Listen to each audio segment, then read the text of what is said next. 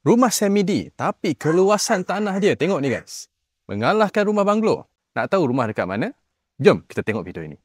Hari ini saya berada di area Senayan. Saya nak tunjukkan anda satu rumah semi-D yang mana keluasan tanah dia hampir 10,000 square feet. Alah banglo-banglo yang terletak di sini.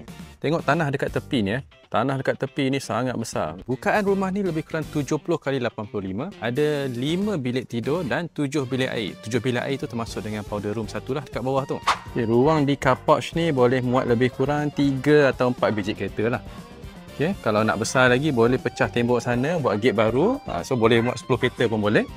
So masuk ke rumah anda akan dapat living hall yang sangat luas. Okay, menghadap tanah anda lah, ni tanah milik anda yang sangat besar ni.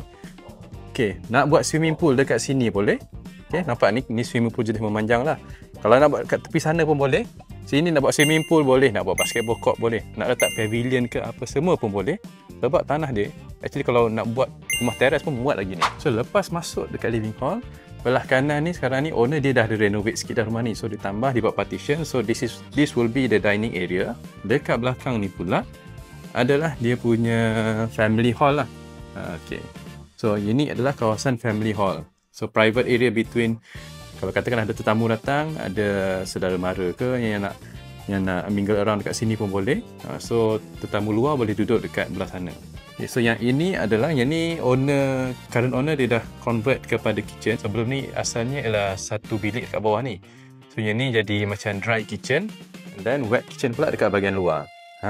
So wet kitchen ni senang lah kalau katakanlah nak buat event barbecue ke apa semua. So sangat senang, boleh letak barbecue pit dekat sini menghadap ke open space ke sana. Okey, dekat bawah ni ada satu bilik tidur dan 2 bilik air. Satu bilik air plus one powder room lah. Okey, yang bilik tidur ni ada direct connection dengan bilik air ni. So bilik air ni dia share dengan kitchen area tadi lah. Okey, and then ada satu powder room dekat bahagian sini. So yang ni powder room ni kalau katakanlah ada tetamu tidur dekat bilik bawah tu dan dia boleh pakai powder room ni, tak kacau lah. So extra privacy untuk siapa-siapa yang datang dan tinggal menetap di rumah dekat bahagian bawah ni.